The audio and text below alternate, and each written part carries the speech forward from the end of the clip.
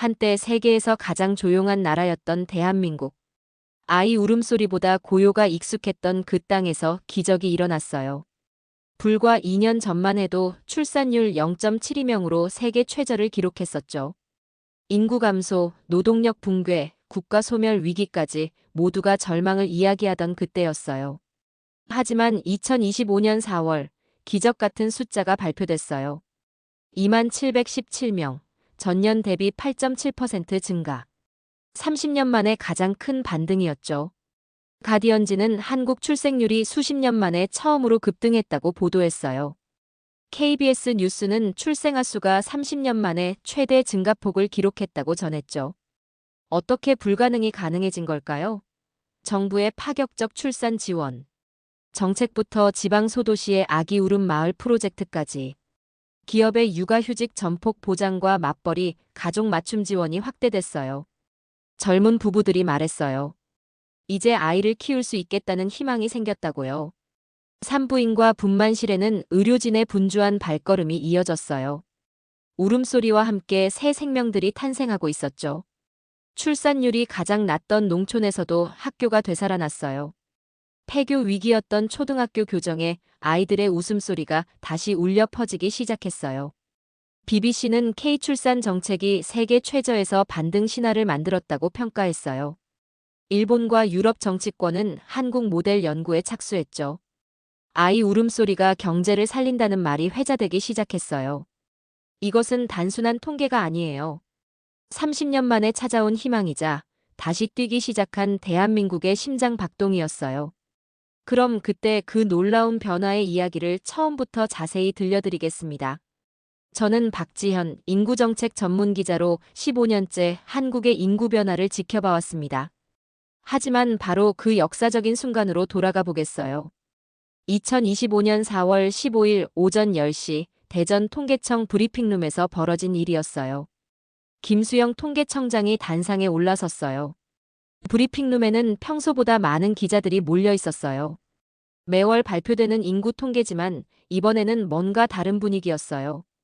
김수영 청장이 자료를 정리하며 입을 열었어요. 2025년 4월 출생아 수를 발표하겠습니다. 김수영 청장이 또렷하게 말했어요. 그 순간 브리핑룸이 조용해졌어요. 모든 기자들이 숨을 죽이고 있었어요. 2717명입니다. 김수영 청장이 발표했어요. 잠시 정적이 흘렀어요. 기자들이 자료를 다시 한번 확인하고 있었거든요. 전년 동월 대비 8.7% 증가입니다. 김수영 청장이 덧붙였어요. 그 순간 브리핑룸이 술렁이기 시작했어요. 기자들이 서로 눈을 마주치며 놀라는 표정을 지었어요.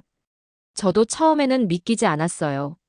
지난 몇 년간 계속 감소세만 보던 출생아 수가 갑자기 증가했다는 게 실감이 나지 않았거든요. 김수영 청장이 더 자세한 설명을 시작했어요. 이는 30년 만에 기록한 최대 증가폭입니다. 김수영 청장이 강조했어요. 1995년대 중반 이후 가장 큰 폭의 증가라고 부연 설명했어요. 기자들의 손이 일제히 올라갔어요. 첫 번째 질문이 쏟아졌어요. 갑작스러운 증가의 원인이 무엇인가요? 연합뉴스 기자가 물었어요. 김수영 청장이 신중하게 답했어요. 복합적 요인으로 분석됩니다.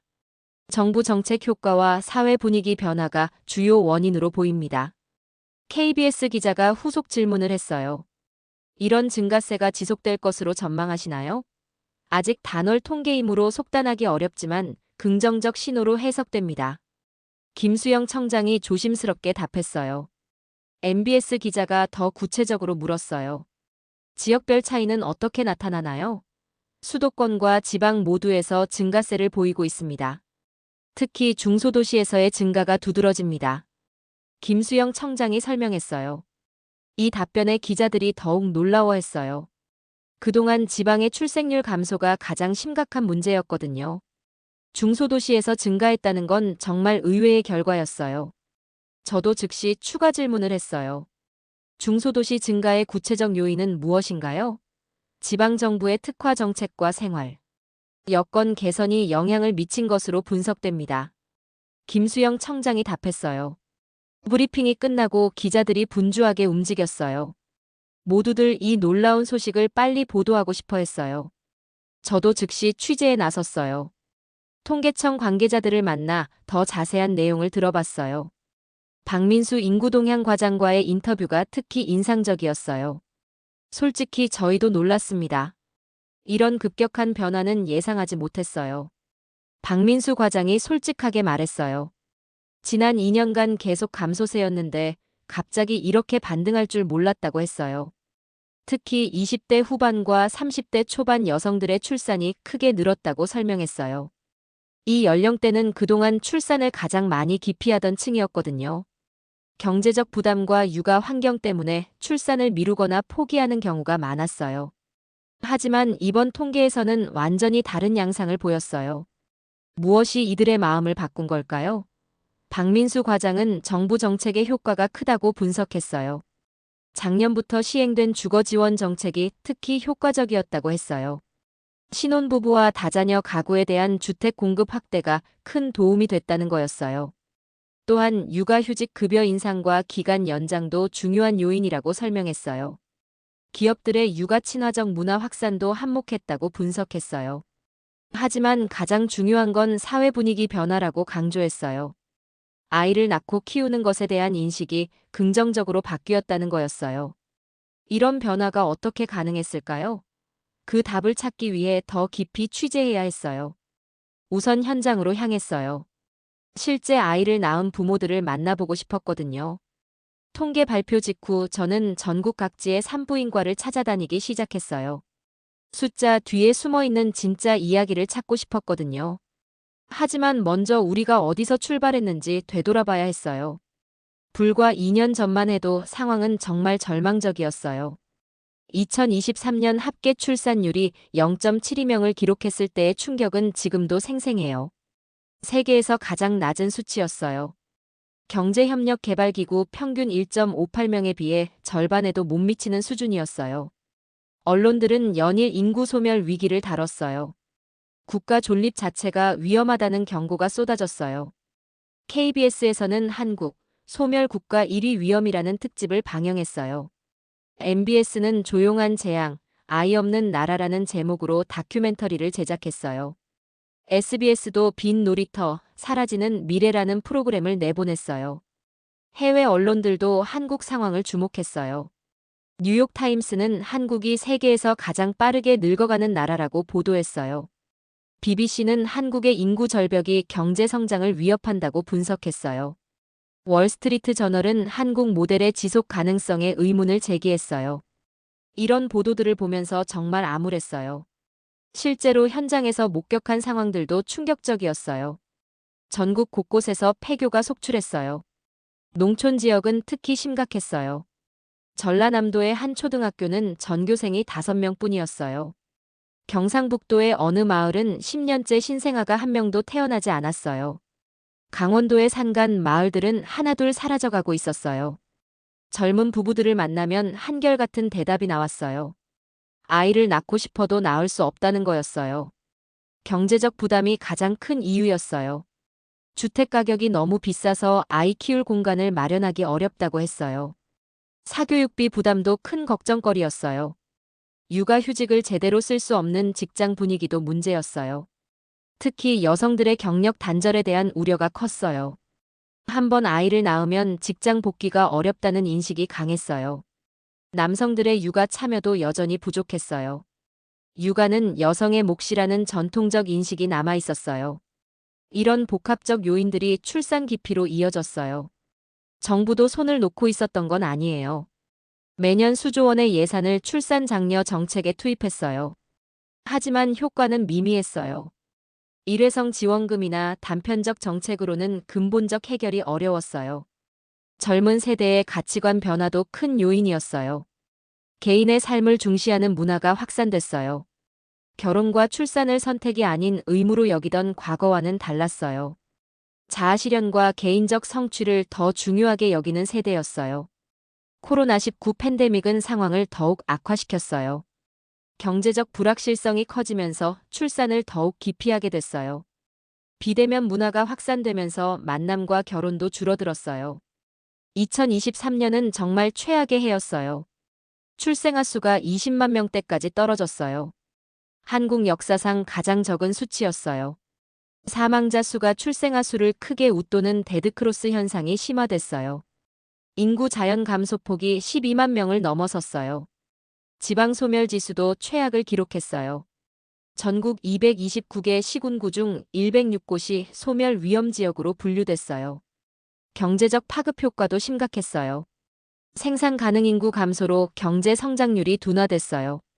연금과 건강보험 같은 사회보장제도의 지속 가능성에도 빨간불이 켜졌어요. 군 입대 자원 부족 문제도 대두됐어요.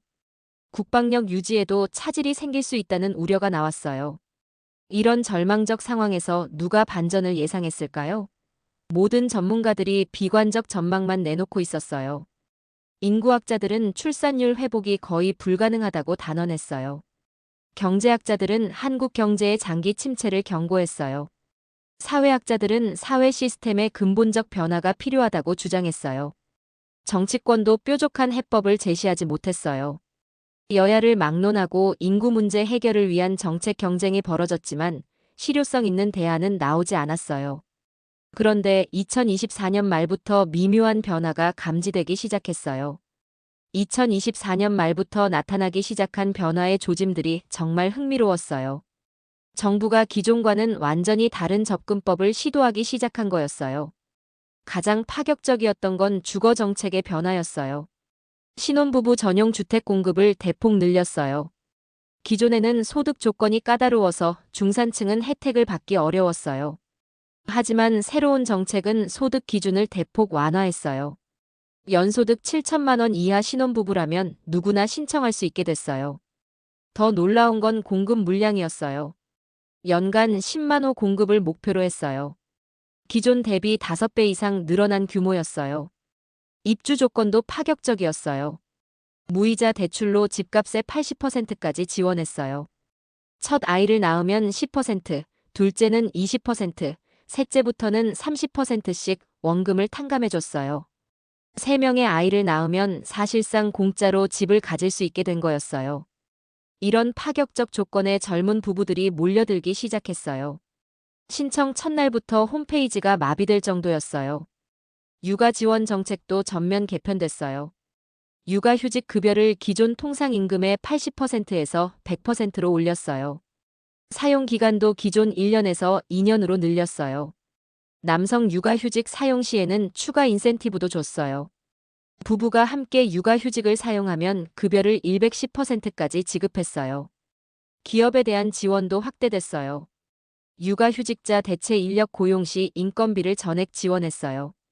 육아치나 기업 인증을 받으면 세제 혜택도 줬어요. 교육비 지원도 혁신적이었어요. 첫째 아이부터 대학 등록금까지 전액 지원하기로 했어요.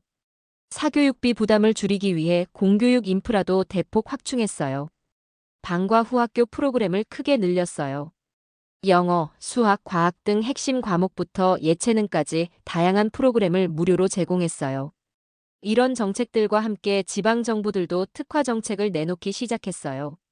가장 화제가 된 건 전라남도 순천시의 아기 울음 마을 프로젝트였어요.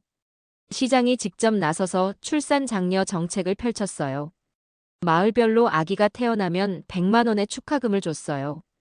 둘째는 200만 원, 셋째부터는 300만 원씩 지급했어요. 아기 전용 놀이터와 육아 카페도 마을마다 설치했어요. 육아맘들이 자유롭게 모여서 정보를 나누고 아이들을 함께 돌볼 수 있는 공간이었어요. 이런 시설들이 젊은 부부들에게 큰 매력으로 다가왔어요. 순천시뿐만 아니라 전국의 중소도시들이 비슷한 정책을 도입하기 시작했어요. 경상남도 진주시는 육아 전담 도우미 제도를 만들었어요. 신생아가 있는 가정에 월 100시간씩 무료로 도우미를 파견했어요. 강원도 춘천시는 아이 동반 가족 전용 상권을 조성했어요. 유모차 접근이 편리한 가게들과 아이 친화적 시설들을 한 곳에 모았어요. 충청북도 청주시는 출산 가정 전용 택시 서비스를 시작했어요. 임신부터 아이가 5살이 될 때까지 무료로 이용할 수 있었어요. 이런 지방정부들의 경쟁적 정책 도입이 큰 효과를 발휘하기 시작했어요. 기업들의 변화도 놀라웠어요. 대기업들이 앞다퉈 육아 친화 정책을 발표했어요. 삼성전자는 사내 어린이집을 대폭 확충했어요. LG전자는 재택근무 제도를 육아맘 중심으로 확대했어요. 현대자동차는 남성 직원들의 육아휴직 사용을 적극 권장했어요. SK그룹은 육아휴직 중에도 승진 기회를 보장한다고 발표했어요. 중소기업들도 동참하기 시작했어요. 정부 지원을 받아 사내 어린이집을 설치하는 곳들이 늘어났어요. 유연근무제를 도입하는 기업들도 급증했어요. 육아맘들이 아이를 돌보면서도 일할 수 있는 환경을 만들어준 거였어요. 이런 변화들이 모여서 사회 전체 분위기가 바뀌기 시작했어요. 아이를 낳고 키우는 것에 대한 인식이 달라졌어요. 개인의 선택이자 사회적 가치라는 인식이 확산됐어요. 온라인 커뮤니티에서도 변화가 감지됐어요. 육아 관련 정보를 공유하는 카페들이 활성화됐어요. 출산과 육아에 대한 긍정적 경험담들이 늘어났어요. 셀럽들의 영향도 컸어요. 인기 연예인들이 출산과 육아 경험을 솔직하게 공유하기 시작했어요. 아이와 함께하는 일상을 소셜미디어에 올리는 연예인들이 늘어났어요. 이런 콘텐츠들이 젊은 세대들에게 긍정적 영향을 미쳤어요. 무엇보다 경제적 부담이 줄어든 것이 가장 큰 변화였어요. 집 걱정, 교육비 걱정, 육아비 걱정이 크게 줄어들면서 젊은 부부들이 출산을 진지하게 고려하기 시작했어요. 정책 변화의 효과가 나타나기 시작하면서 저는 실제 당사자들의 이야기를 듣고 싶었어요. 서울 강남의 한 산부인과를 찾았을 때 정말 놀라운 광경을 목격했어요. 대기실이 임산부들로 가득했어요. 예전에는 한산했던 분만실이 이제는 예약이 꽉 찬 상태였어요. 김민지 원장과 인터뷰를 할 수 있었어요. 정말 놀라운 변화예요. 작년 하반기부터 분만 예약이 급증하기 시작했어요. 김민지 원장이 감탄했어요. 20년 넘게 산부인과를 운영해왔지만 이런 변화는 처음 본다고 했어요. 특히 20대 후반과 30대 초반 산모들이 크게 늘었다고 설명했어요.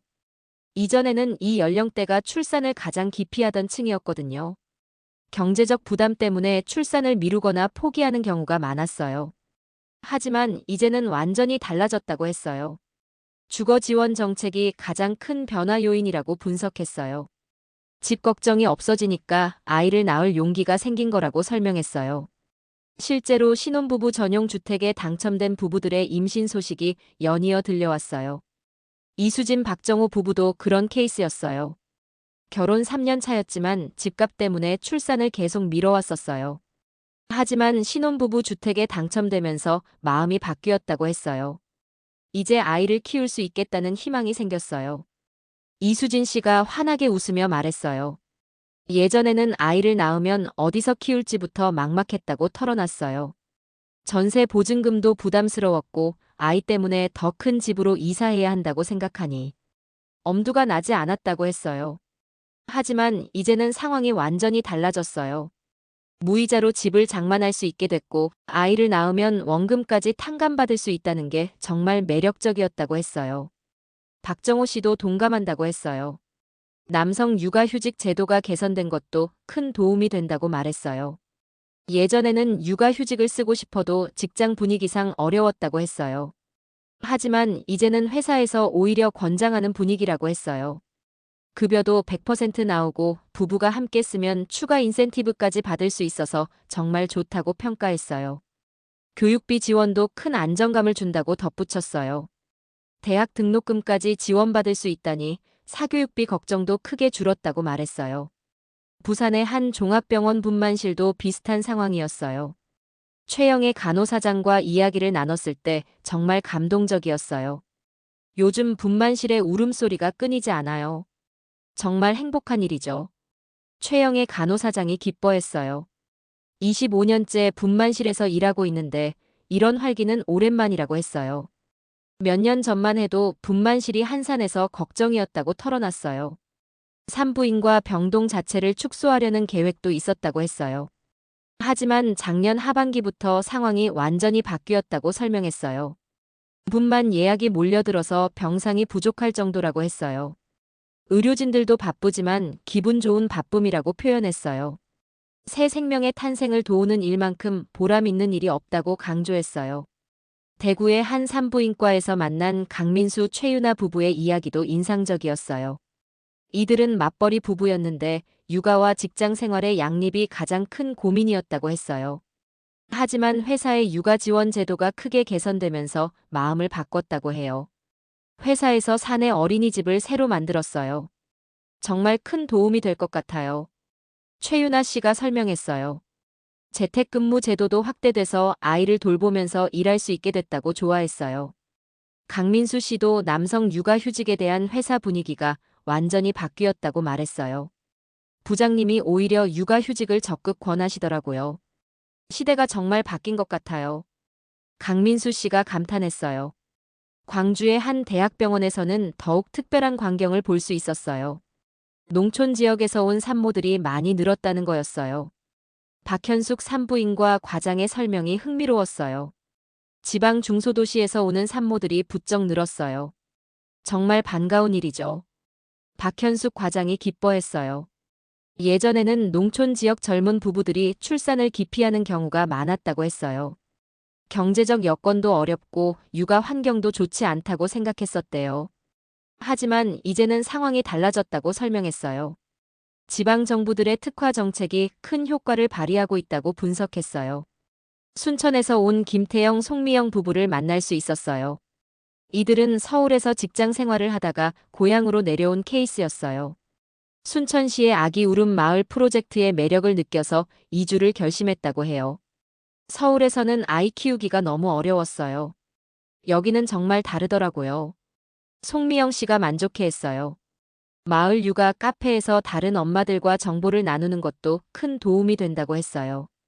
아이들끼리 함께 놀 수 있는 환경도 서울보다 훨씬 좋다고 평가했어요. 김태영 씨도 지방 생활의 장점을 강조했어요. 출퇴근 시간도 짧고 생활비도 적게 들어서 경제적 여유가 생겼다고 말했어요. 무엇보다 아이를 키우기에 안전하고 좋은 환경이라고 만족해했어요. 이런 사례들이 입소문을 타면서 지방 이주를 고려하는 젊은 부부들이 늘어나고 있었어요. 전주의 한 산부인과에서 만난 의료진도 비슷한 증언을 했어요. 정말 반가운 변화예요. 우리 지역에 활기가 돌아오는 것 같아서 기뻐요. 간호사 이현주 씨가 말했어요. 몇 년 전만 해도 젊은 부부들이 계속 떠나가서 걱정이었다고 했어요. 하지만 이제는 오히려 들어오는 사람들이 늘고 있다고 기뻐했어요. 분만실의 아기 울음소리가 끊이지 않는다고 감격해했어요. 춘천의 한 종합병원에서도 비슷한 얘기를 들을 수 있었어요. 산부인과 병동을 확장해야 할 정도로 산모들이 늘었다고 했어요. 특히 젊은 산모들의 증가가 두드러진다고 설명했어요. 이들은 대부분 정부 정책의 혜택을 받는 신혼부부들이었어요. 경제적 부담이 줄어들면서 출산에 대한 두려움이 사라진 거라고 분석했어요. 의료진들의 표정도 정말 밝아졌어요. 새 생명을 맞이하는 일이 늘어나니까 직업적 보람도 커졌다고 했어요. 몇 년 전만 해도 산부인과 의사가 되길 꺼리는 젊은 의사들이 많았대요. 분만실이 한산하고 전망도 어둡다고 생각했었거든요. 하지만 이제는 상황이 완전히 바뀌었어요. 산부인과를 지원하는 의대생들도 늘어나고 있다고 했어요. 간호사들도 마찬가지였어요. 분만실 근무를 기피하던 분위기가 바뀌었다고 해요. 아기 울음소리로 가득한 병원이 정말 활기차고 희망적이라고 표현했어요. 이런 변화들을 보면서 정말 감동적이었어요. 숫자 뒤에 숨어 있는 진짜 이야기들이었거든요. 단순히 출생아 수가 늘어난 게 아니라 사람들의 마음과 희망이 바뀐 거였어요. 산부인과 현장을 둘러본 후 저는 더 큰 변화를 목격하고 싶어서 전국의 교육 현장을 찾아다녔어요. 가장 먼저 찾은 곳은 전라남도 순천의 한 초등학교였어요. 3년 전만 해도 폐교 위기에 몰렸던 학교였거든요. 하지만 지금은 완전히 다른 모습이었어요. 운동장에서 아이들의 웃음소리가 끊이지 않았어요. 박영수 교장 선생님과 만났을 때 정말 감격스러워 하시더라고요. 정말 기적 같은 일이에요. 몇 년 전만 해도 이 학교 문을 닫아야 하나 고민했는데요. 박영수 교장이 눈물을 글썽이며 말했어요. 2022년에는 전교생이 겨우 15명이었다고 해요. 학년당 2~3명씩밖에 없어서 복식학급을 운영해야 했다고 털어놨어요. 하지만 작년부터 상황이 급변했다고 설명했어요. 순천시의 아기 울음 마을 프로젝트가 시작되면서 젊은 가족들이 이주해오기 시작했다는 거였어요. 올해 신입생만 10명이 넘어요. 이런 일이 있을 줄 누가 알았겠어요. 박영수 교장이 기뻐했어요. 교무실에는 입학문의 전화가 계속 걸려온다고 했어요. 서울이나 부산에서 이주를 고려하는 가족들의 연락이 많다고 설명했어요. 아이들의 표정도 정말 밝았어요. 새로운 친구들 덕분에 학교가 활기차졌다고 좋아했어요. 예전에는 쉬는 시간에도 조용했는데 이제는 운동장이 시끄러울 정도라고 웃으며 말했어요. 강원도 춘천의 한 초등학교도 비슷한 상황이었어요. 김미경 교감 선생님의 설명이 정말 인상적이었어요. 작년에 유치원을 새로 개원했어요. 10년 만의 일이에요. 김미경 교감이 자랑스럽게 말했어요. 이 지역도 몇 년 전부터 젊은 인구가 급격히 줄어들었었다고 해요. 유치원까지 문을 닫을 뻔했다고 털어놨어요. 하지만 춘천시의 아이 친화 정책이 효과를 발휘하기 시작하면서 분위기가 바뀌었다고 설명했어요. 특히 아이 동반 가족 전용 상권이 큰 인기를 끌고 있다고 했어요. 젊은 부모들이 아이와 함께 편리하게 쇼핑하고 식사할 수 있는 환경이 조성됐다는 거였어요. 이런 인프라가 젊은 가족들을 끌어들이는 요인이 되고 있다고 분석했어요. 경상북도 안동의 한 중학교에서는 더욱 놀라운 변화를 목격할 수 있었어요. 이 학교는 한때 전교생이 20명까지 줄어들었었대요. 통폐합을 심각하게 고려했을 정도였다고 해요. 하지만 지금은 상황이 완전히 달라졌어요. 신입생 모집에 경쟁이 생겼다고 하더라고요. 정수진 교장 선생님의 설명이 흥미로웠어요. 서울에서 이주해온 가족들이 우리 교육 환경을 정말 좋아해요. 정수진 교장이 뿌듯해했어요. 도시에 비해 학급당 학생 수가 적어서 개별 지도가 가능하다는 장점이 있다고 설명했어요. 자연 환경도 아이들 교육에 큰 도움이 된다고 강조했어요. 무엇보다 사교육비 부담이 없다는 점을 젊은 부모들이 높이 평가한다고 했어요. 도시에서는 사교육비만 월 100만 원씩 들어갔는데 여기서는 방과 후학교 프로그램으로 충분하다고 만족해한다는 거였어요. 충청남도 공주의 한 고등학교도 비슷한 변화를 겪고 있었어요. 몇 년 전까지만 해도 학생 수 부족으로 학급수를 줄여야 했었대요. 하지만 이제는 오히려 학급을 늘려야 할 상황이라고 해요. 특히 수도권에서 이주해온 학생들이 많이 늘었다고 설명했어요. 이런 변화는 단순히 학생 수 증가에 그치지 않았어요. 지역 사회 전체가 활기를 되찾고 있었어요. 폐점 위기에 몰렸던 문구점들이 다시 문을 열었어요. 학원가도 활성화되기 시작했어요. 피자집, 치킨집 같은 아이들이 좋아하는 음식점들도 하나둘 생겨났어요. 제주도의 한 초등학교에서는 정말 특별한 프로그램을 만났어요. 도시에서 온 아이들과 지역 아이들이 함께 어우러지는 프로그램이었어요. 서로 다른 환경에서 자란 아이들이 만나면서 정말 좋은 시너지를 내고 있다고 했어요. 도시 아이들은 자연 체험을, 지역 아이들은 다양한 문화 체험을 할 수 있게 됐다고 설명했어요. 부모들의 만족도도 정말 높았어요. 서울에서 제주로 이주한 김성민, 이지은 부부를 만날 수 있었어요. 아이 교육 환경이 서울보다 훨씬 좋아요. 이지은 씨가 만족스럽게 말했어요. 서울에서는 사교육 경쟁이 너무 치열해서 아이도 스트레스 받고 부모도 힘들었다고 털어놨어요. 하지만 제주에서는 아이가 정말 행복해한다고 기뻐했어요. 자연 속에서 뛰어놀면서 건강하게 자라고 있다고 만족해했어요. 김성민 씨도 지방 생활의 장점을 강조했어요. 출퇴근 스트레스도 없고 가족과 함께 보내는 시간이 늘었다고 좋아했어요. 무엇보다 아이가 행복해하는 모습을 보니 이주 결정이 정말 잘한 일 같다고 말했어요. 이런 변화들이 전국 곳곳에서 일어나고 있었어요. 단순히 출생아 수만 늘어난 게 아니라 교육 생태계 전체가 살아나고 있는 거였어요. 폐교 위기에 몰렸던 학교들이 다시 활기를 되찾았어요. 아이들의 웃음소리가 끊어졌던 농촌 마을에 다시 생기가 돌았어요. 젊은 가족들의 지방 이주가 늘어나면서 지역 경제도 활성화되기 시작했어요. 이런 선순환 구조가 만들어지고 있는 게 정말 희망적이었어요. 한국의 출산율 반등 소식이 해외로 전해지면서 정말 놀라운 반응들이 나오기 시작했어요. 가장 먼저 주목한 건 영국 언론이었어요. 가디언지가 한국 출생률이 수십 년 만에 처음으로 급등했다는 기사를 냈어요. K출산 정책이 세계 최저에서 반등 신화를 만들었다고 평가했더라고요. BBC도 곧이어 특집 보도를 했어요. 한국의 혁신적 출산 정책을 집중 분석하는 프로그램을 제작했어요. 아이 울음소리가 경제를 살린다는 표현이 정말 인상적이었어요. 프랑스 언론들의 반응도 뜨거웠어요. 르피가로는 한국이 인구 절벽을 극복한 비결을 깊이 있게 다뤘어요. 특히 주거 지원 정책의 혁신성을 높이 평가했어요. 무이자 대출과 원금 탕감 제도가 정말 파격적이라고 분석했어요. 르몽드는 한국의 사회 시스템 변화에 주목했어요. 기업 문화의 변화와 남성 육아 참여 확대를 중요한 요인으로 지적했어요. 독일 언론들도 큰 관심을 보였어요. 디벨트는 한국 모델을 유럽이 배워야 한다고 주장했어요. 독일도 저출산 문제로 고민하고 있는 상황에서 한국의 성공 사례가 큰 시사점을 준다고 평가했어요. 프랑크푸르터 알게마인의 차이퉁은 더 구체적으로 분석했어요.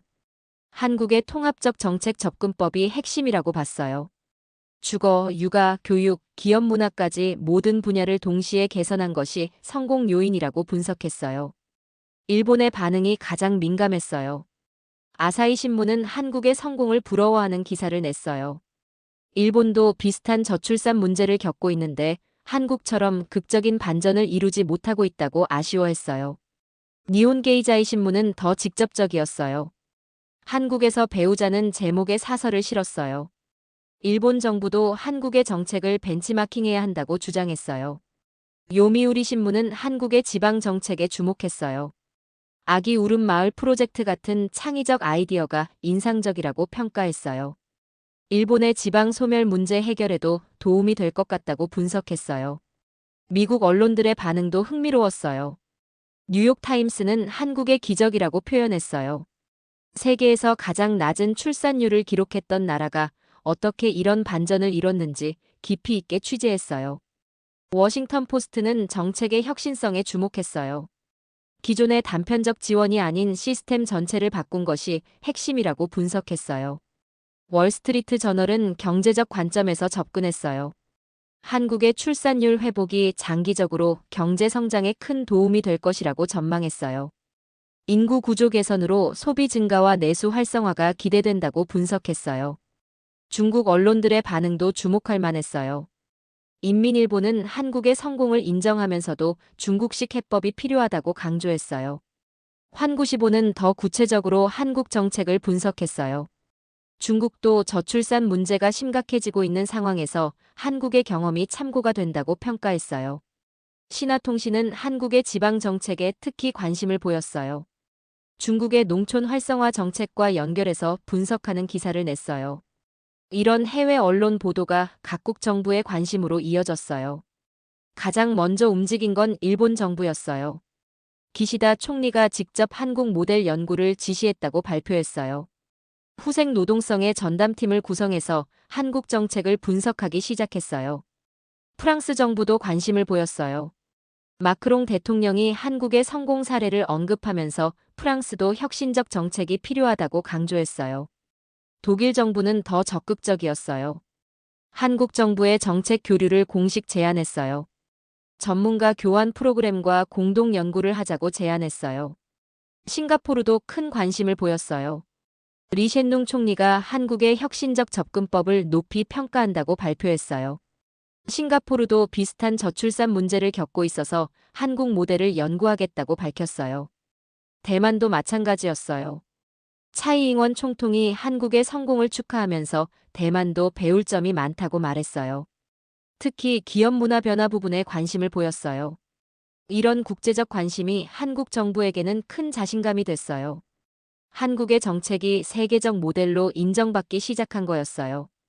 보건복지부에서는 해외 정책 전파를 위한 전담팀을 구성했어요. 각국의 벤치마킹 요청에 적극 대응하기로 했어요. 한국국제협력단도 나섰어요.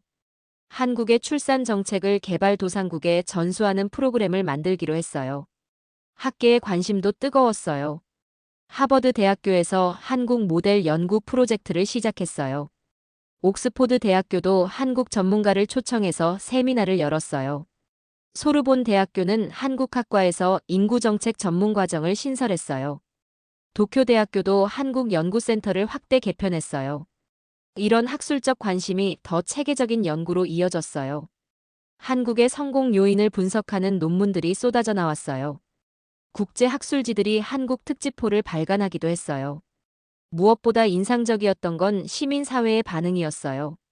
각국의 시민단체들이 한국 모델에 관심을 보이기 시작했어요. 유가맘 단체들이 한국의 정책을 자국에 도입하자고 요구했어요. 젊은 부부들이 한국 방문을 계획하는 경우도 늘어났어요. 한국의 육아 환경을 직접 체험해보고 싶다는 거였어요. 이런 반응들을 보면서 정말 자랑스러웠어요. 한국이 세계의 모범이 되고 있다는 걸 실감할 수 있었어요. 2025년 출산율 반등 이후 10년이 지난 지금, 그때 태어난 아이들이 어떻게 자라고 있는지 직접 확인해 보고 싶었어요. 2035년 현재 그에 태어난 아이들은 10살이 됐어요. 초등학교 4학년이 된 이 아이들이 만들어내는 사회 변화가 정말 놀라웠어요. 먼저 찾은 곳은 서울의 한 초등학교였어요. 운동장에서 뛰어노는 아이들의 모습이 정말 활기찼어요. 이미경 교장 선생님과 이야기를 나눴을 때 감동적인 말씀을 들을 수 있었어요. 이 아이들은 정말 특별해요. 자신감과 긍정성이 넘쳐나요. 이미경 교장이 자랑스럽게 말했어요. 2025년 출생 코호트라고 불리는 이 아이들의 특징을 설명해 주셨어요. 부모들이 경제적 여유와 확신을 가지고 낳은 아이들이라서 그런지 정서적으로 안정돼 있다는 거였어요. 가정에서 충분한 사랑과 관심을 받고 자란 아이들이라고 분석했어요. 교실에서 아이들과 직접 만나볼 수 있었어요. 정말 밝고 활발한 모습이었어요. 꿈이 뭐냐고 물어봤을 때 아이들의 대답이 인상적이었어요. 과학자가 되고 싶어요. 새로운 기술을 만들어서 사람들을 도울 거예요. 한 아이가 자신있게 말했어요. 선생님이 되고 싶어요. 후배들을 잘 가르쳐서 훌륭한 사람으로 키울 거예요. 다른 아이가 덧붙였어요. 이런 긍정적이고 미래지향적인 답변들이 계속 나왔어요. 부모들과도 만나볼 수 있었어요. 2025년에 아이를 낳은 박성호 김은정 부부와 인터뷰를 했어요. 정말 잘한 선택이었어요. 아이가 행복하게 자라는 모습을 보니 뿌듯해요. 김은정 씨가 만족스럽게 말했어요. 당시만 해도 반신반의했었다고 솔직하게 털어놨어요. 정부 정책이 과연 지속될지, 정말 아이 키우기 좋은 환경이 될지 확신이 서지 않았다고 했어요. 하지만 지금은 정말 만족한다고 강조했어요. 박성호 씨도 동감한다고 했어요. 육아휴직도 자연스럽게 사용했고 회사에서도 전폭적으로 지원해줬다고 기뻐했어요. 아이가 자라면서 교육비 걱정도 없어서 정말 안정적으로 키울 수 있었다고 만족해했어요. 전라남도 순천을 다시 찾았을 때는 더욱 놀라운 변화를 볼 수 있었어요. 10년 전 아기 울음 마을 프로젝트로 시작된 변화가 정말 결실을 맺고 있었어요. 당시 폐교 위기였던 초등학교가 이제는 학급 수를 늘려야 할 정도로 학생 수가 늘었어요. 현재 재학생이 200명이 넘는다고 하더라고요. 박영수 교장 선생님을 다시 만났을 때 정말 감개무량해 하셨어요. 10년 전 그 결정이 이런 결과를 가져올 줄 몰랐어요. 정말 기적 같은 일이에요. 박영수 교장이 눈물을 글썽이며 말했어요. 마을 전체가 완전히 바뀌었다고 설명했어요. 젊은 가족들이 계속 이주해 오면서 마을에 활기가 넘친다고 기뻐했어요. 상점들도 하나둘 생겨나고 카페와 레스토랑도 문을 열었다고 했어요. 아이들과 대화를 나눠보니 정말 특별한 점이 있었어요. 도시와 농촌의 장점을 모두 누리며 자라고 있는 아이들이었어요. 자연 환경 속에서 건강하게 자라면서도 다양한 문화 체험을 할 수 있는 환경이었어요. 서울에서 이주해온 가족의 아이와 원래 순천 토박이 아이가 함께 뛰어노는 모습이 정말 아름다웠어요. 서로 다른 배경을 가진 아이들이 어우러지면서 더 풍부한 경험을 쌓고 있었어요. 강원도 춘천도 마찬가지였어요. 아이 친화 도시로 변신한 춘천의 모습이 정말 인상적이었어요. 도심 곳곳에 아이들을 위한 시설들이 잘 갖춰져 있었어요. 유모차와 함께 다니기 편한 보도, 아이들이 안전하게 놀 수 있는 공원들이 곳곳에 있었어요. 이런 환경에서 자란 아이들의 표정이 정말 밝았어요. 부산의 한 초등학교에서 만난 담임 선생님의 말씀이 특히 인상적이었어요. 이 아이들은 정말 꿈이 크고 자신감이 넘쳐요. 미래에 대한 희망이 가득해요. 담임 선생님이 자랑스럽게 말했어요. 교실 분위기도 정말 활발하고 긍정적이라고 설명했어요. 아이들끼리도 서로 배려하고 도우려는 마음이 크다고 칭찬했어요. 이런 변화는 아이들만의 것이 아니었어요. 노년층의 변화도 눈에 띄었어요. 경로당을 찾았을 때 어르신들의 표정이 정말 밝았어요. 아이들 웃음소리가 들리니 마음이 젊어져요. 김순자 할머니가 환하게 웃으며 말했어요. 몇 년 전만 해도 동네가 너무 조용해서 쓸쓸했다고 털어놨어요. 젊은 사람들은 다 떠나고 아이들도 보기 어려워서 마음이 우울했다고 했어요. 하지만 이제는 완전히 달라졌다고 기뻐했어요. 아침마다 등교하는 아이들을 보는 것만으로도 하루가 즐겁다고 말했어요. 손자 손녀뻘 되는 아이들과 인사를 나누는 재미도 쏠쏠하다고 웃으셨어요. 이런 세대 간 교류가 지역 사회를 더욱 따뜻하게 만들고 있었어요. 아이들도 어르신들을 자연스럽게 공경하고 친근하게 여기고 있었어요. 핵가족화로 조부모와 떨어져 사는 아이들이 많은데 지역의 어르신들이 대신 그 역할을 해주고 있는 거였어요. 경제적 효과도 상당했어요. 아이들이 늘어나면서 관련 산업이 크게 성장했어요. 장난감 가게, 아동복 매장, 학용품점들이 활성화됐어요. 놀이방, 키즈카페, 체험학습장 같은 새로운 업종들도 생겨났어요. 학원가도 다시 살아났어요. 피아노 교습소, 태권도장, 미술학원들이 하나둘 문을 열었어요. 이런 상권 활성화가 지역 경제에 큰 도움이 되고 있었어요. 부동산 시장도 변화했어요. 아이 키우기 좋은 지역의 집값이 상승하기 시작했어요. 좋은 학교와 육아시설이 있는 동네가 인기를 끌었어요. 하지만 무분별한 집값 상승을 막기 위한 정책도 함께 시행됐어요. 신혼부부 주택 공급을 지속적으로 늘려서 가격 안정을 도모했어요. 의료 서비스도 변화했어요. 소아과 병원이 다시 늘어나기 시작했어요. 몇 년 전만 해도 소아과 의사 부족이 심각한 문제였는데 이제는 상황이 나아졌어요. 아이들이 늘어나면서 소아과 진료 수요가 증가했거든요. 이런 변화들을 종합해보면 정말 놀라운 사회 변화가 일어나고 있었어요. 단순히 아이 수만 늘어난 게 아니라 사회 전체가 아이 친화적으로 바뀌고 있는 거였어요. 그리고 그 변화의 중심에는 2025년에 태어난 아이들이 있었어요. 이 아이들이 자라면서 한국 사회의 미래가 더욱 밝아지고 있다는 확신이 들었어요. 희망이 현실이 되고 그 현실이 다시 더 큰 희망을 만들어내는 선순환이 일어나고 있는 거였어요. 이제 마지막으로 돌아보고 싶은 건 그 숫자가 갖는 진짜 의미였어요. 2717명. 2025년 4월에 발표된 이 숫자는 단순한 통계가 아니었어요. 30년 만에 찾아온 희망이었고 다시 뛰기 시작한 대한민국의 심장 박동이었어요. 통계청을 다시 찾았을 때 김수영 청장과 마지막 인터뷰를 할 수 있었어요. 그때 그 발표를 할 때의 심정이 어땠는지 궁금했거든요. 솔직히 믿기지 않았어요. 몇 번이고 다시 확인했죠. 김수영 청장이 웃으며 회상했어요. 몇 년간 계속 나쁜 소식만 발표하다가 갑자기 이런 좋은 소식을 발표하게 되니 정말 떨렸다고 털어놨어요. 하지만 동시에 정말 뿌듯했다고 했어요. 통계청에서 일하면서 이렇게 희망적인 수치를 발표할 기회가 많지 않다고 말했어요. 그 숫자 뒤에 숨어있던 수많은 이야기들을 이제 다 알고 있었어요.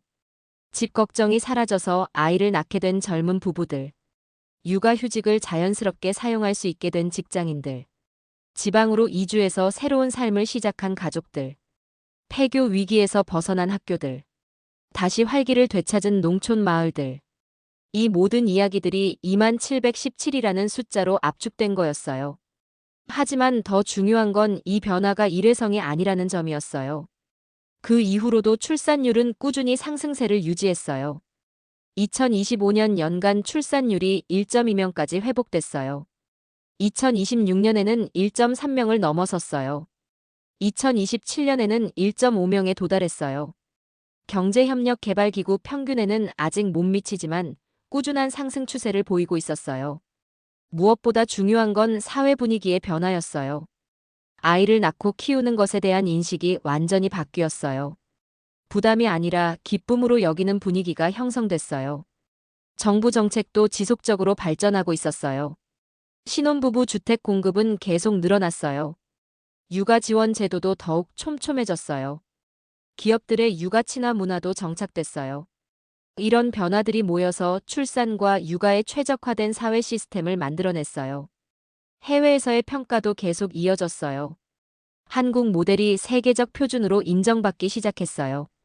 여러 나라에서 한국의 정책을 벤치마킹했어요. 국제기구에서도 한국의 경험을 널리 알리기 시작했어요. 유엔 인구기금에서는 한국을 저출산 극복 모범 사례로 선정했어요. 경제협력개발기구에서도 한국의 정책을 다른 회원국들에게 소개했어요. 세계은행에서는 한국 모델을 개발도상국에 전파하는 프로그램을 만들었어요. 이런 국제적 인정이 한국에게는 큰 자신감이 됐어요. 우리가 세계의 모범이 되고 있다는 자부심이 생겼어요. 하지만 가장 중요한 건 미래에 대한 희망이었어요. 2025년에 태어난 아이들이 자라면서 한국 사회가 더욱 역동적으로 변하고 있었어요. 이 아이들이 성인이 되는 2040년대에는 한국이 어떤 모습일까요? 아마도 세계에서 가장 아이 친화적인 나라가 될 거예요. 출산과 육아가 가장 자연스럽고 행복한 일이 되는 나라가 될 거예요. 젊은 세대들이 꿈과 희망을 갖고 살아가는 나라가 될 거예요. 2717명이라는 숫자가 만들어낸 기적은 아직도 진행 중이에요. 매년 태어나는 아이들이 그 기적을 이어가고 있어요. 울음소리로 시작된 변화가 웃음소리로 이어지고 있어요. 조용했던 나라에 다시 생기가 돌고 있어요. 아이들의 목소리로 가득한 나라가 되고 있어요. 이것이 바로 30년 만에 반전이 갖는 진짜 의미였어요. 숫자는 시작에 불과했어요. 진짜 변화는 사람들의 마음속에서 일어났어요. 절망이 희망으로, 두려움이 용기로, 걱정이 기대로 바뀐 거였어요. 그리고 그 변화가 지금도 계속되고 있어요. 2717명으로 시작된 이야기는 아직 끝나지 않았어요. 오히려 지금부터가 진짜 시작이에요. 한국의 미래를 바꾼 그 숫자는 이제 희망의 상징이 됐어요. 불가능이 가능해진 순간의 기록이 됐어요. 그리고 앞으로도 계속 더 많은 기적을 만들어낼 거예요. 이것은 단순한 통계가 아니에요. 30년 만에 찾아온 희망이자 다시 뛰기 시작한 대한민국의 심장 박동이에요. 그 심장 박동은 지금도 힘차게 뛰고 있어요. 미래를 향해, 희망을 향해, 더 밝은 내일을 향해 말이에요.